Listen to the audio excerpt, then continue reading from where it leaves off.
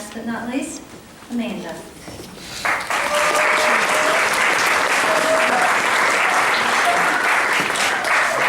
Hi everybody, thank you all so much for coming. During last chapel I said all my thank yous, so I decided for my graduation speech I would give the best advice that I could give, that I learned from my years here at ICS/IA, from the teachers, from my students, from parents.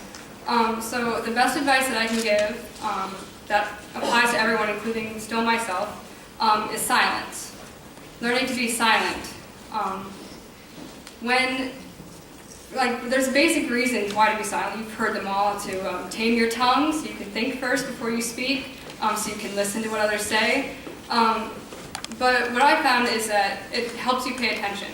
When I walk home from the metro at night and stuff, I never listen to music. I walk in silence so that I can be aware of what's going on around me, so that I can pay attention for my own personal safety. Similarly, I learned that when I'm living my days out, I should be living them in silence, so I can be aware to what's going on around me. So I can be aware to the person sitting alone. I can be aware to the quiet and sad face.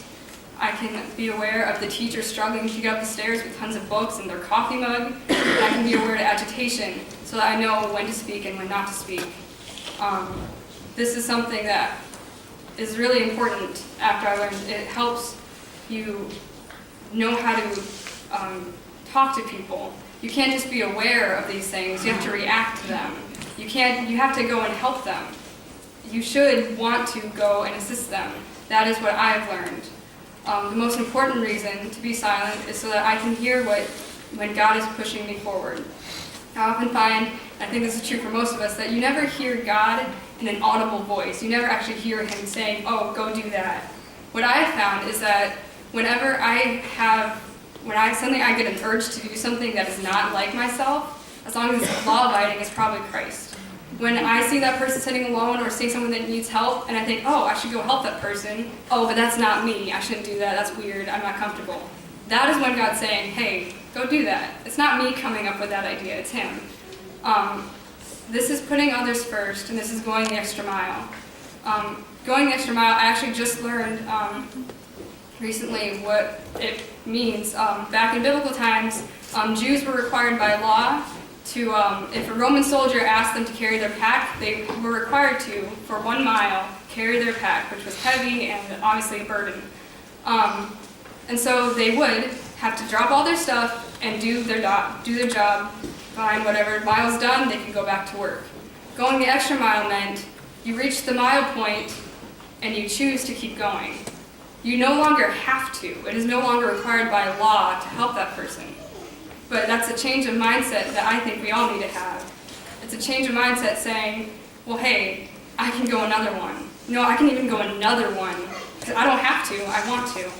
So that is my charge to you all, to change your mindset. You don't have to do your homework. There are consequences if you don't, but it's not required by law. It's something you want to do, or should want to do. You don't have to go help someone. You don't have to go speak to someone when they need you. But you should want to. And so that's what I have learned during my years here, because that's what Christ calls us to do. He calls us to live that way, to live helping others. And I find that if I'm constantly thinking about myself and there's so much junk and stuff going in my mind and too much noise, I can't do that. So that is why my charge to you all is to be silent. Just live in silence. Thank you all.